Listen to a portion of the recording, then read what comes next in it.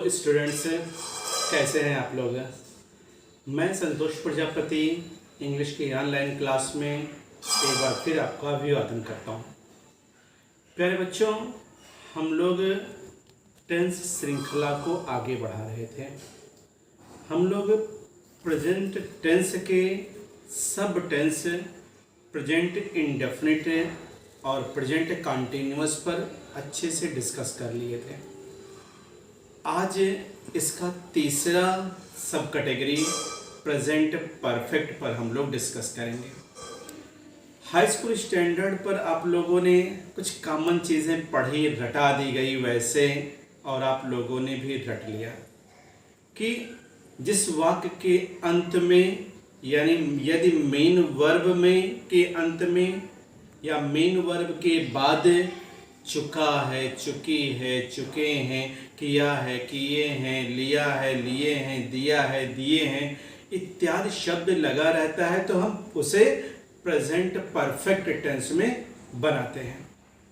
या ऐसे समझा दिया जाता है आप लोगों को कि जिस वाक्य के अंत में मेन वर्ब में ताहती है ना लगा हो, रहा है, रही है ना लगा हो, इसके अलावा कुछ भी लगा हो तो वाक्य प्रेजेंट परफेक्ट होगा।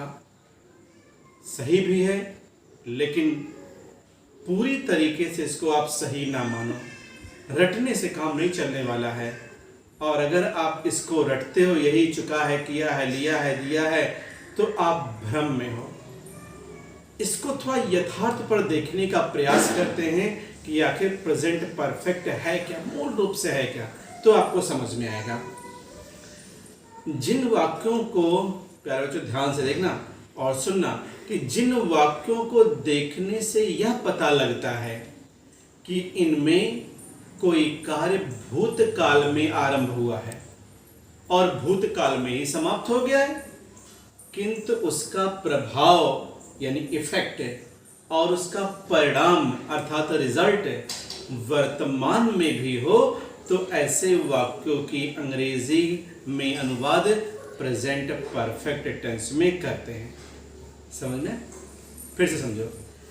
यदि किसी कार्य का प्रभाव या परिणाम वर्तमान में भी विद्यमान हो तो हम, ध्यान रखना उसे, यदि उस कार्य का प्रभाव या परिणाम वर्तमान में भी विद्यमान ना हो तो उसे पास्ट इंडेफिनिट में, और वर्तमान में विद्यमान हो तो उसे हम प्रेजेंट परफेक्ट में बनाते हैं। अब ये समझना है? फिर समझ लो। यदि कोई कार्य भूतकाल में आरंभ हुआ है और भूतकाल में ही समाप्त हो गया है, किंतु उसका प्रभाव और परिणाम वर्तमान में भी है, तो वह प्रेजेंट परफेक्ट होगा। लेकिन यदि उस कार्य का प्रभाव या परिणाम वर्तमान में विद्यमान ना हो तो वाक्य पास्ट इंडेफिनिट में होगा। जैसे एग्जाम्पल हम बताएं आपको, जैसे we have already taken our lunch. क्या sentence? We have already taken our lunch, present perfect हो गया। इसको आप पास्ट इंडेफिनिट बनाओ, वी टूक आवर लंच। तो जब we have taken our lunch आया है तो इसका मतलब मैं अपना भोजन ले चुका हूं, अर्थात अब मुझे भोजन लेने की कोई जरूरत नहीं है, झंझट नहीं है, यानी we have already taken our lunch. लेकिन अब we took our lunch eight 2 PM तो इसका मतलब है कि भोजन मैंने कर लिया है, अब उसकी मुझे वर्तमान में कोई आवश्यकता नहीं है। अब देखो, यदि कार्य हाल ही में समाप्त हो गया किंतु उसका इफेक्ट और रिजल्ट वर्तमान में विद्यमान है, तो ऐसी स्थिति में प्रेजेंट परफेक्ट टेंस का प्रयोग करते हैं। पर ध्यान रखना बच्चों, ऐसे वाक्य में अर्थात प्रेजेंट परफेक्ट वाले वाक्य में प्राय कुछ एडवर्ब ऑफ टाइम है, अर्थात कुछ एडवर्बियल्स या एडवर्ब्स का प्रयोग किया जाता है। जैसे ऐसे वाक्यों में प्रायः एवर लगा रहता है। एवर माने कभी, नेवर, ऑलवेज, ओकेजनली, ऑफन माने कभी, ऑफन माने बहुधा या प्रायः, सेवरल टाइम्स यानी अनेक समय, ऑलरेडी पहले ही, यट अब तक यानी अभी तक, जस्ट लेटली रिसेंटली, सो फर माने अब तक या जहाँ तक, अप टू नाउ माने अभी तक, या up to recent, up to present यानी वर्तमान समय तक, ऐसे एडवर्ब्स का, ऐसे एडवर्बियल्स का प्रयोग प्रायः हुआ रहता है। पर ध्यान रखें बच्चों, इस टेंस में यानी प्रेजेंट परफेक्ट टेंस में एगो या अन्य भूतकालिक समय सूचक शब्द जो होते हैं उनका प्रयोग हम प्रेजेंट परफेक्ट टेंस में कदापि नहीं करते हैं। जैसे मान लो वाक्य है he has come yesterday, has लग गया प्रेजेंट परफेक्ट हो गया, लेकिन भूतकालिक यहाँ पर समय दिया एस्टरडे, अर्थात यह वाक्य पूरी तरीके से गलत है। यानी ही हैज कम एस्टरडे गलत। इसको अगर आपको सही करना है तो आप इसे या तो ही हैज कम बनाओ या आप इसे ही केम एस्टरडे बनाओ। यानी प्यारे बच्चों हम लोग कह सकते हैं कि यह टेंस एक प्रकार का पास्ट, एक प्रकार का प्रेजेंट, दोनों का सम्मिश्रण है। यानी प्रेजेंट परफेक्ट पास्ट और प्रेजेंट दोनों का मिश्रण है।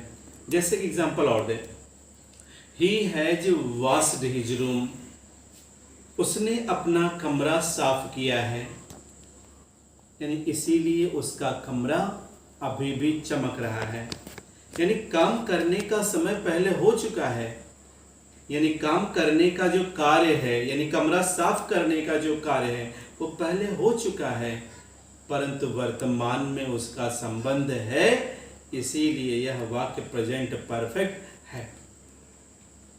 और हम लोग इसमें बच्चों देखते हैं, अब देखो बच्चों, जब प्रेजेंट परफेक्ट में जब कोई वर्ब यानी क्रिया या परिस्थिति यानी सर्कमस्टांसेस या कंडीशन भूतकाल में आरंभ हुई और वर्तमान में भी चल रही है और इसमें समय की एक अवधि भी दे दी हो गई होती है, यानी समय की एक अवधि लगी रहती है, तो वह वाक्य प्रेजेंट परफेक्ट टेंस में बनता है। यानी उस वाक्य में हम प्रेजेंट परफेक्ट टेंस का प्रयोग करते हैं। यानी फिर समझो क्या कहना चाह रहा हूं मैं, जब कोई क्रिया या परिस्थिति भूतकाल में आरंभ हुई है और वर्तमान में भी चल रहा है और इसमें समय की एक अवधि भी लगी हुई है, इतनी चीजें याद रखना, तो वाक्य प्रेजेंट परफेक्ट टेंस में बनेगा। तथा कभी कभी समय के अनुरूप प्रेजेंट परफेक्ट में भी सिंस फार का प्रयोग करते हैं। ये दिमाग में से हटा देना कि सिंस फार लग गया तो वो प्रेजेंट परफेक्ट कंटिन्यूअस ही होगा, नहीं, प्रेजेंट परफेक्ट में भी सिंस फार का प्रयोग करते हैं, किंतु यह क्रिया वर्तमान में ना चल रही हो वरन दी हुई अवधि में ही समाप्त हो रही हो।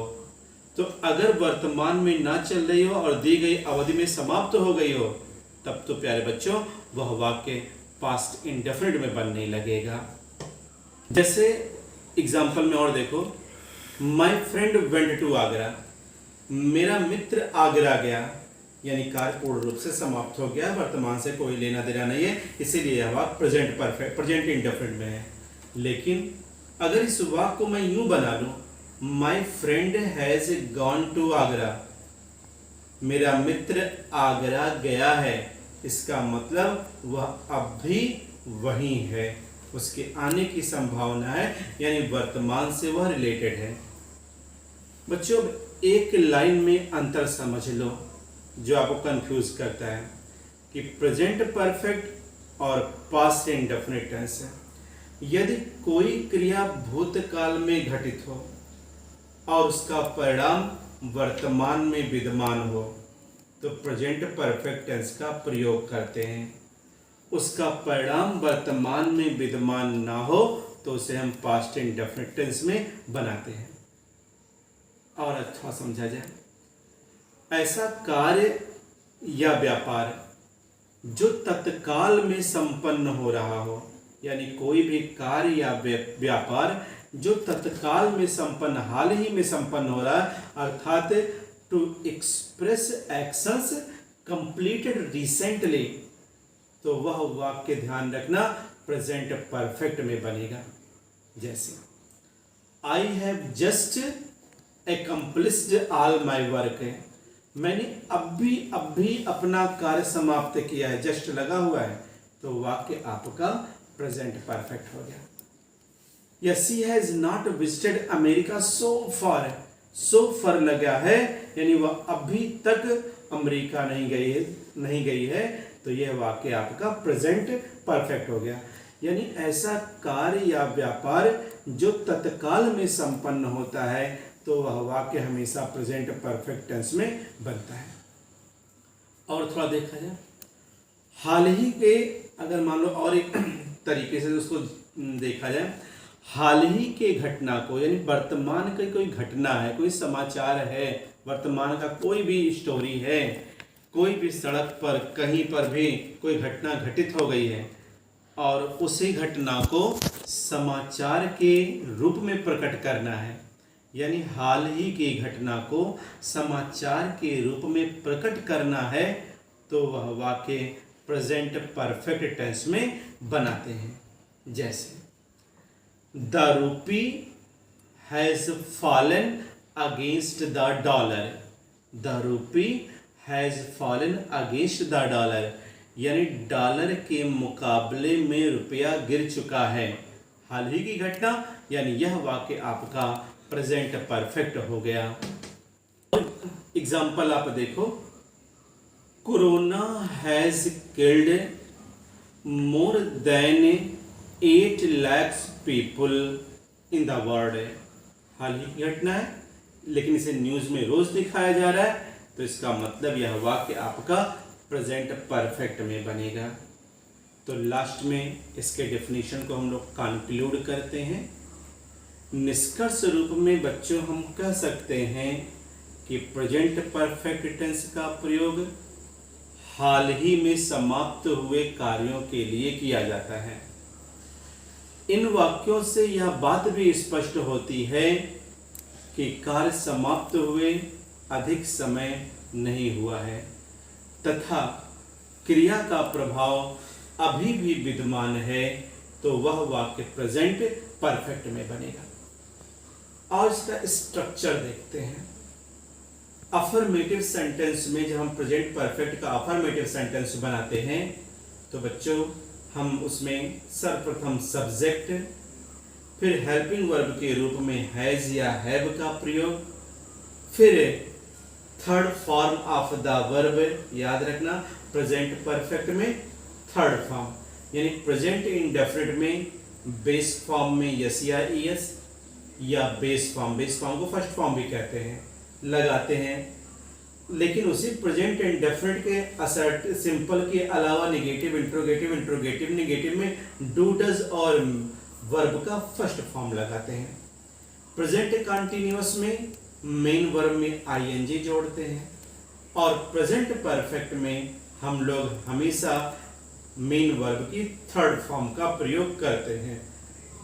फिर ऑब्जेक्ट और अदर वर्ड्स जो आते हैं, यानी सब्जेक्ट प्लस हैज या have plus third form of the verb और ऑब्जेक्ट का प्रयोग करते हैं। निगेटिव अगर होगा तो इसी हेल्पिंग वर्ब के बाद नॉट लगाते हैं। लेकिन ध्यान रखना हैज और हैव का प्रयोग हम कहाँ करेंगे। याद रखना बच्चों, ही, सी, इट, दिस, दैट, 5 वर्ड याद रखो। ही, सी, इट, दिस, दैट, या एक नामकर्ता के साथ हमेशा आप हैज का प्रयोग करोगे, यानी हैज सिंगुलर सब्जेक्ट के साथ प्रयोग किया जाएगा। वहीं आप we, you, they, these, those, 5 word याद रखो। कौन कौन सा? We, you, they, these, those, या बहुवचन सब्जेक्ट के साथ आप हमेशा हैव का प्रयोग करोगे, यानी हैव प्लूरल सब्जेक्ट के साथ और हैज सिंगुलर सब्जेक्ट के साथ प्रयोग किया जाता है।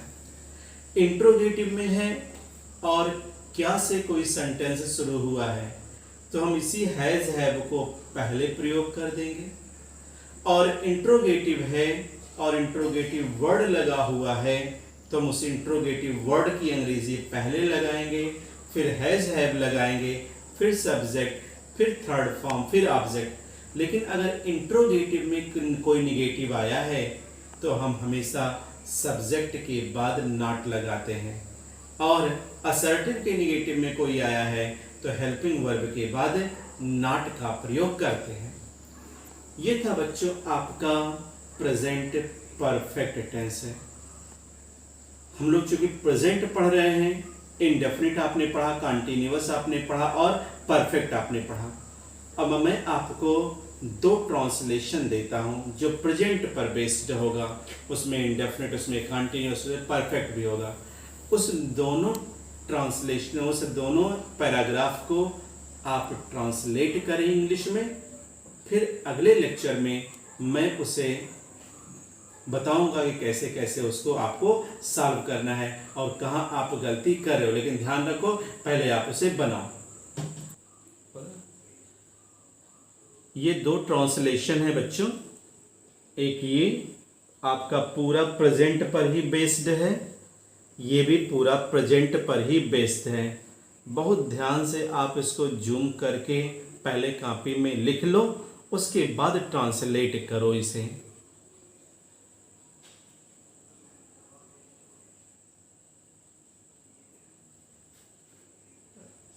आप लोगों ने देख लिया दोनों पैराग्राफ को। अब इस पैराग्राफ को बच्चों आप सॉल्व करिए। नेक्स्ट लेक्चर में मैं इसको व्याख्या करूंगा कि कैसे कैसे आप लोगों ने बनाया है। और चूँकि सरकार ने हम लोगों के लिए ढेर सारे नियम बनाए हैं कोरोना के लिए, उन सारे नियमों का पालन करिए और प्रयास करिए कि अत्यधिक आवश्यक हो तभी आप घर से निकलें और पूरी सहूलियत बरत करके निकलें। ठीक है बच्चों, नेक्स्ट क्लास में हम लोग कुछ और पढ़ेंगे।